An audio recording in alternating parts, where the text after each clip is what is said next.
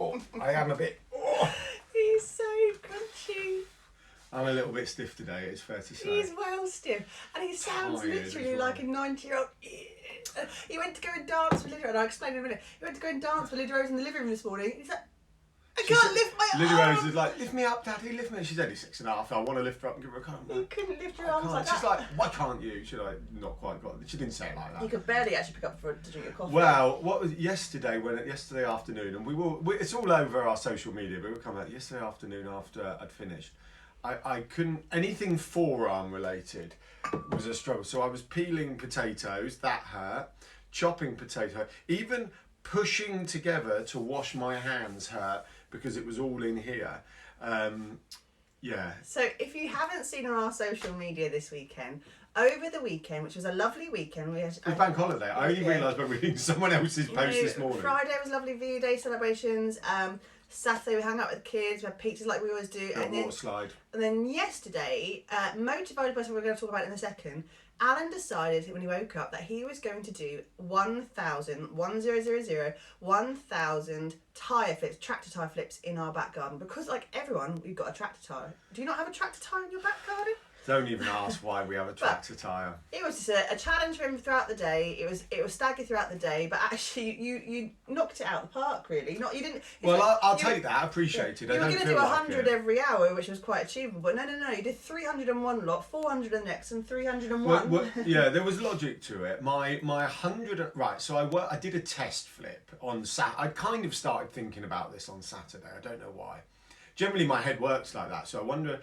Chicken and egg, did I start thinking about a challenge, then watch the guy we're going to talk about, so that cemented it, or which one? Does that make sense? I watched him because I was thinking about it.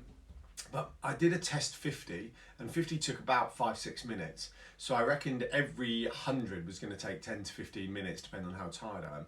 And then I'm like, that meant every 45 minutes I had to go back out and do another 100.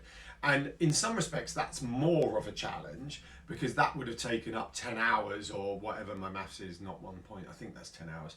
10 hours, and I'd have had to have started at like 7, and that would have impacted many things throughout the day. So I woke up with a slight hangover, and because we had some wine, and went, no, I'm not even in the mood for this. But we're rubbish when we get deliveries of alcohol, because we had a wine delivery. We're like, this is enough to last us a few weeks. Oh no. No. Comment below. Do you have a wine collection? If you do, you're not a true drinker, right? It's as simple as that. Because our house, it turns up, it gets drunked, and it's bottles in recycling within like 48 hours. And I don't know whether we have a problem, whether we actually need to buy more or what, but basically alcohol comes in, goes straight back out. It's a very in-out. It's very cyclic. It's very cyclic, hand to mouth. Anyhow, anyway, getting on to point. So we follow a guy, and we followed him actually through another friend of ours who has a YouTube channel about disused railways. Oh, I'm going to tag Paul. Yeah. You like that? Which is a really amazing, really fascinating channel, by the way. Go check Paul out. Yeah, really do. But he shared a video of this guy who was following a particular train line path. He was doing an ultramarathon. He was running the entire length. Walk the line, run the line. Walk the line, run the line. Doesn't matter. But it was the entire story, and he was so fascinated, whether you're into train lines or not. But the actual, the adventure of what he was trying to achieve, the distance he was trying to achieve, with everything on his back of it, it was just fascinating. And he was a really good storyteller. So then we went and found his channel. He's an Australian guy. Beau Miles. His name's Beau Miles, and actually, you didn't pick me up on my Australian accent. I was just ignoring you. He is the most fascinating creature on the planet. I really find him fascinating. Mainly because he seemingly has this like purest, simplest heart of like, I'm just going to try and challenge my body a little bit this way. He's a lecturer at university. He lives on a bit of a plantation. He's got a really good allotment. He did a video which was running a mile an hour every hour for 24 hours, which seems horrific. But what he did was show how more productive he was, because in that down. He did sleep as well. He did sleep, but in the time between doing each mile, he set himself a long task list, all those little tiny jobs that we never get done, like fixing a chair or making a lamp, something on your long list of things you want to get done in your house.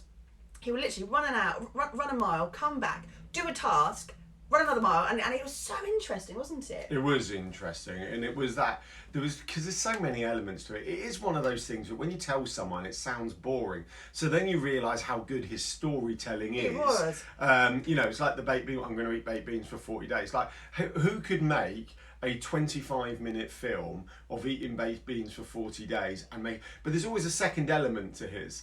And you know, with his running around the block, the second element was his to-do list. With the baked beans, he was actually going to run a 50k ultra at the end of the 40 days. I think it was on the 40th day. So his final beans were on the race. And it was all about stripping back on a diet of nothing but tins of beans. They didn't know what beans. All the labels were taken off. So it could have been black beans. It could have been baked beans. Well, hold on. Are you going to say? So go on. I think if we're going to say. But taking away that choice. Yes, fascinating. Taking away the choice of the plethora of food we have available and the decisions we make and how it makes us feel and everything, and stripping that right back to going, no, this is all I'm going to be eating. That's one less thing I have to think about. Well, it's like me and my clothes, and me and, you know, Steve Jobs and myself. Yeah. Like, I know I'm getting everything nutritional I need from this tin right now. I'm okay, but actually how it shapes my personality and how he was sort of like being bland again and being just average. Yeah, he did. He said he finished kind of, didn't he, with how actually foods were really exciting, and there's a whole range of emotions when you go into a supermarket as you go through the foods. And yes, he got everything he needed from the beans, but felt he was lacking that 10% to make it that amazing. So anyway, we watched the bean story. Yeah. We watched the bean story on Saturday. We're only still there.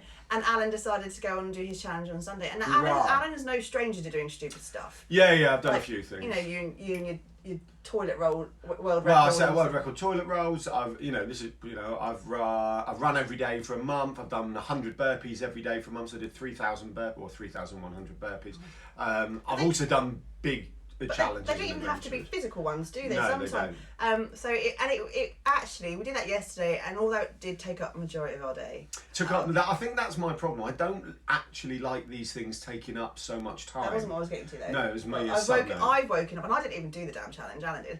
I've woken up with a new, fresh kind of feeling of motivation this week, and I'm a little bit excited to start. No, I think I do have to deal with him for the rest of the week. Going, I can't lift my arms. So I've woken up with my eyes feeling puffy and closed, but you've woken up with a new vigour. Do you apply that? And when you do that whole application to your business and stuff, it's what keeps things exciting. It's what keeps you invigorated to do more. It's what gives you the brilliant stories to tell. It's that whole brand story that we've talked about before. You know, it's what makes you different. And ultimately as well, I think the biggest thing we've learned from all the stupid things you've done over the years and things I've watched and supported you do stupid things with, and all the people we've watched on YouTube and stuff, is that life is far too short. Far too short to go, yeah, well, I did work 1,000 hours this week and do this, and I went to the supermarket. No, do you know what? It's all about those silly little stories, the ones that make you laugh, and the ones that we talk about in all our stuff previous to this. It's just about just keeping it fresh and different. Doing something different. Here we go. Do something different. Yeah, let us know. Have you done anything completely random, and why have you done that? I'm just curious to know what. And it doesn't need to be far fetched. No. I like some of the simple ones I've seen. Rocky, here you go, Rocky. He did a few do something different, and it was he went to the river to watch the sunrise. You know, Rocky. I thought you meant like Rocky. No, that's The Rock. And no, Rocky as in like Rocky Balboa. No, this is Rocky Moore. But he'll love the parallels.